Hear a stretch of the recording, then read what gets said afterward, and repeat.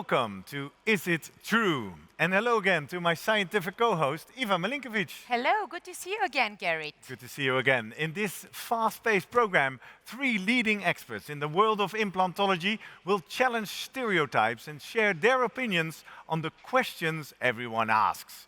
So, let's dig right into it. Iva, what is your first question and who is going to address it?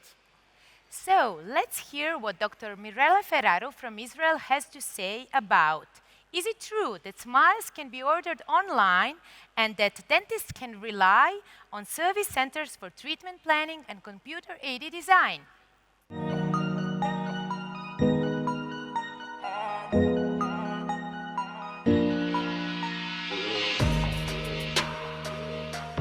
So treating the aesthetic zone is actually one of the most challenging steps that we have in our profession, because definitely the expectations and demands of our patients today are much higher.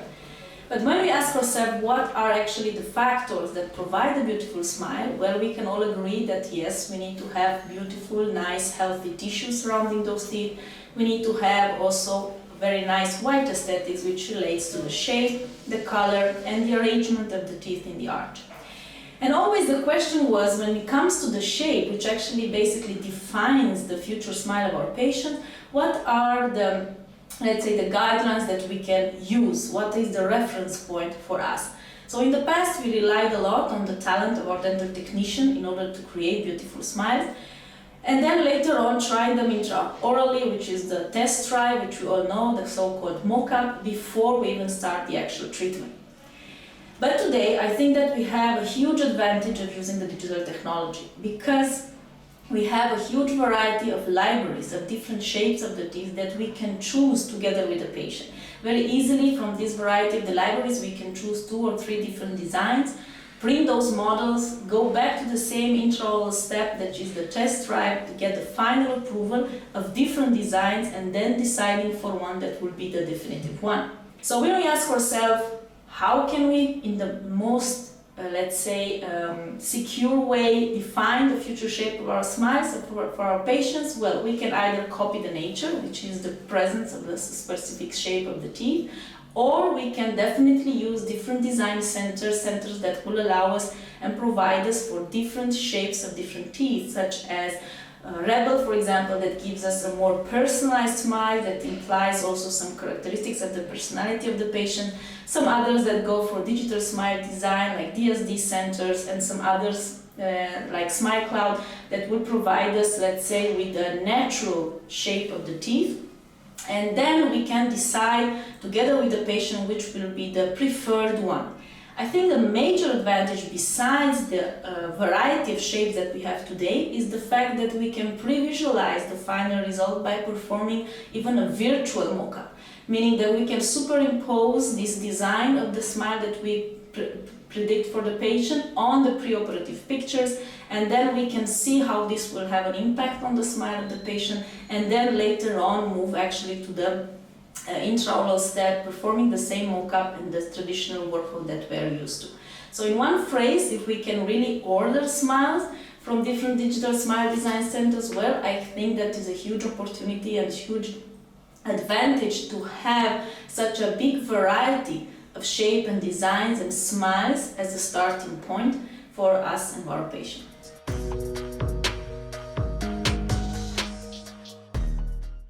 Thank you, Mirela Feraru, for telling us that this is in fact true. We can order smiles online. Iva, this is the first time I learn about Smile Cloud. What is that? Well, you know, Dr. Mirela Feraru is really an expert in the field of aesthetic dentistry. And what Dr. Feraru has mentioned are several designing softwares, such as Rebel, digital smile design softwares, as well as Smile Cloud. Actually, the idea behind all of these is an online database, an online collaboration tool for designing the smiles of our patients, but also uploading, discussing our cases, exporting these smile designs, and using them in aesthetic restorative treatments. So this is a huge improvement in contemporary aesthetic dentistry, I have to say. Exactly, sounds exciting. Now she also talks about the importance and the opportunity of pre-visualization. How common is that already in the dentist practice? Well, as Mirela nicely explained, we had a possibility of an old-fashioned mock-up before. But right now, we're talking actually about really genius trick developed by some of our fellow colleagues a couple of years ago to superimpose two clinical photos before and after. So, well, this is the easiest way which each clinician can use by herself or himself, and then there are several softwares. So this is a huge improvement, both for our patients to have a pre-visualization of the further treatment, and both of us to see where we are and where we need to go.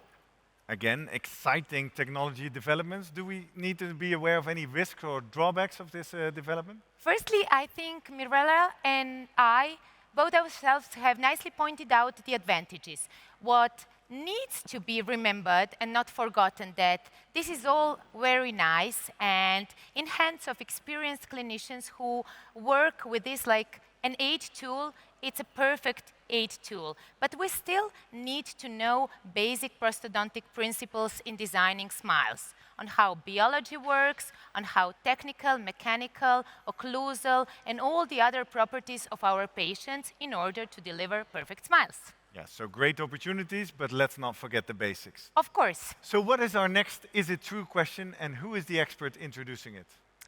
Is it true that patients will perform their own treatment planning with the help of apps or digital tools in the future? Is the next question answered by José Manuel Navarro from the United Kingdom.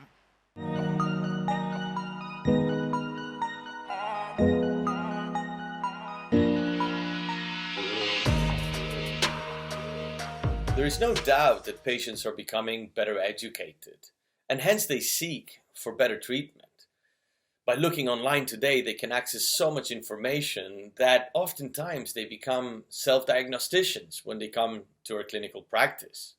Now, on top of this, we have artificial intelligence that is playing a very important role in the way that healthcare and dentistry evolve. I have no doubt that in the future, all of our diagnosis and treatment plans will be impacted by AI. With the use of AI and digital healthcare records, there will be more access to care. More patients will be treated, and more things will be found earlier, converting our dental healthcare in a more preventative type of care rather than in a reactive type of care that we have today. Little by little, decisions will be improved by artificial intelligence. Simple decisions will obviously be impacted first, and the more complex decisions will take some time longer. We are surely in an irreversible and endless journey of improving decision-making through technology. Identifying tooth decay is something that can already be done by artificial intelligence. I can see patients walk into a mall and have x-rays taken and have artificial intelligence analyze these x-rays and have a report being handed to these patients, noting exactly where decay is, or where the periodontal ligament is widened, or where calculus can be seen. This without the need of a doctor. However, deciding on the more complex situations, for example, how to fix a gummy smile, or how to correct an overjet or an overbite, where multifactorial situations are involved, I believe that we are still far away of having this actually happening. For the simple cases, I believe that patients will be able, to some extent, to use apps and technology already today to tell us what they believe they should have done. But for the more complex situations, I believe that we're still some type of way of solving disciplinary issues where multi-factors need to be computed before an outcome can be given. Thank you, José Manuel Navarro, for telling us that this is in fact also true. Eva, what is your reaction to his take on artificial intelligence, and do you already have any experience yourself? Artificial intelligence, as any kind of intelligence, aims to solve the problem. What José Navarro pointed out so nicely is that it is here for sure in the future, and treatment plans and healthcare systems are going to be impacted by AI. As he nicely mentioned, it could have a huge impact on transforming the whole healthcare system into more preventative oriented rather than treatment-oriented healthcare system. In my opinion, it is really true that still in some simple situations where non-multifactorial situation we have, we can deal with AI, and we do have softwares, databases, data mining systems that could assist in, let's say, risk assessment. But still it is under development, of course. So you say we're still pretty far away. He also paints a picture. Anyone can walk into a mall in front of a machine and analyze their tooth decay. What do you see as the role of the dentist of the future? The role of the dentist of the future is definitely going to stay, but dentist, if this kind of development continues, is going to have easier work. But we need to educate our patients and need to educate ourselves to use these AI tools. These tools are here to assist, but not to replace knowledge. And as Hotta pointed out, in more complex and multifactorial situations, we are still long way from there. We are looking into the future, but we still need evidence, and AI protocols and methodology needs to be more rigid, needs to be more checked. Also, ethical aspects need to be taken into consideration. So we're tangenting onto that way, but we are still on the way to achieving this. Exactly, and if I listen to José Manuel carefully, he makes it sound that we're already one step there.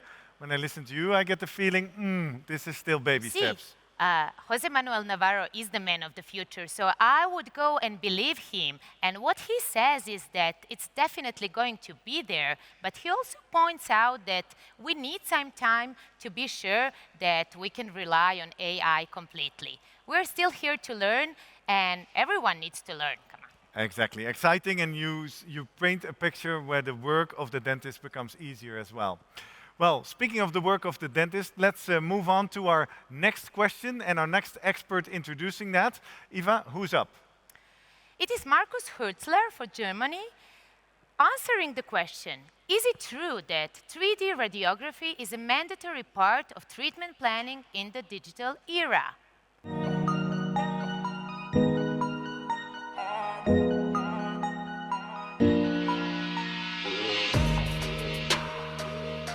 Thinking about this very challenging question, I always get more the tendency to say, yes, indeed, we need the 3D radiograph. Not just placing the implant in the right, perfect biological and prosthetic position. No, specifically when we look at the patient's wishes and expectation to our treatment concepts today. So when we look what are their expectations, then it's clear they want to have less time-consuming treatment, they want to invest less, low cost, and they want less morbidity. To support this thinking process, I would like to share with you two clinical scenarios. Let's look at this patient here. This patient spends now today in our office 2 sessions. In the first session, after evaluating the case, we could place the implant completely into native bone. So in this session, we not only inserted the implants, we also augmented the soft tissue, we created individualized healing abutment, and we took the final impression. And so in the second session, the patient got the final crown inserted. And this is how you really get happy patient. Even more convincing should be maybe the second clinical scenario. In this case, we have the typical situation where we need to augment in the lower posterior area a lot of vertical bone.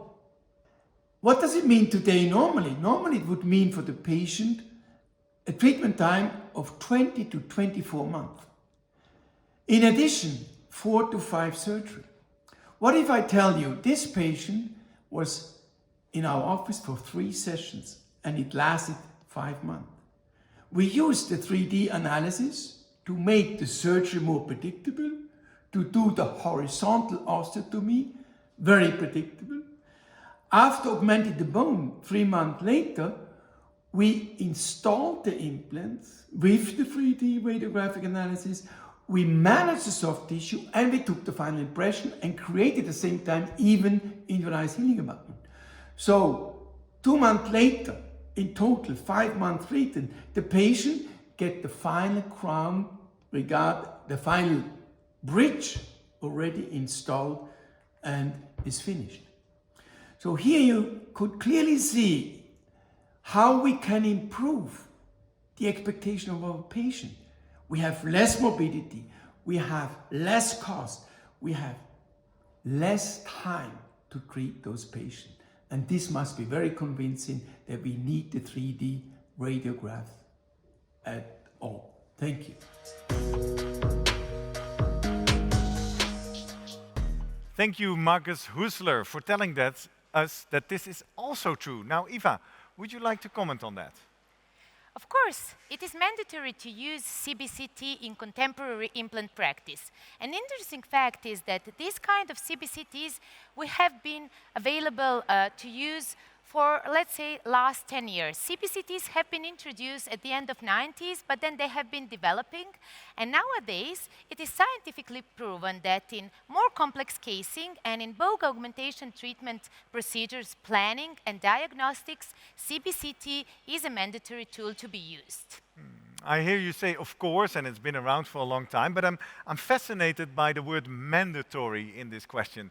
Is there any use case or are there any cases where you would not use radiography?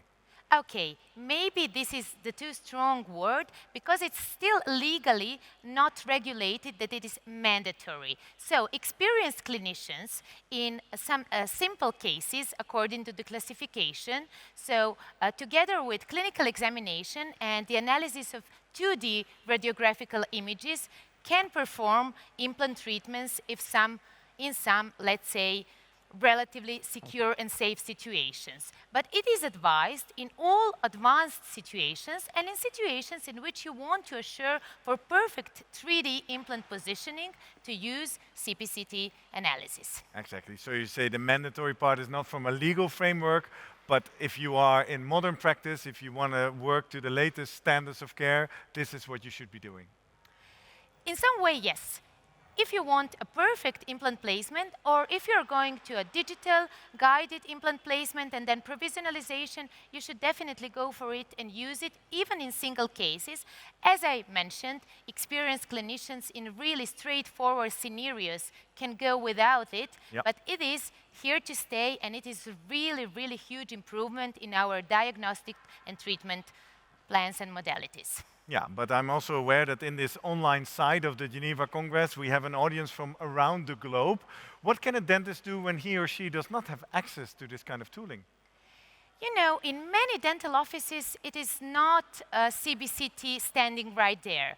But right now, we have radiological centers that provide this kind of diagnostic tools and diagnostic means, and they can be sent via different online and on-site tools. So dentists in most parts of the world do have an access to 3D analysis. Exactly. And then from the patient perspective, I would go to such a center, get the scan, and then the dentist could work from there. You would get a referral from the dentist explaining exactly what your treating clinician needs, and then a radiological technician or a girl in the center would perform it, send it to your clinician, and then the treatment plan is going to take place over there. Exactly, very clear. Thank you very much, Eva. We'll hear more from Markus Hürzeler later tonight in the Tell Me More About session, where we dive deeper into this specific topic. It's now time to wrap up this session. We hope that you learned a lot thanks to our experts, and thanks to you, Eva, to your great explanations. Thank you, Gerrit. And there will be more of these fast-paced answers in our Is It True session tomorrow.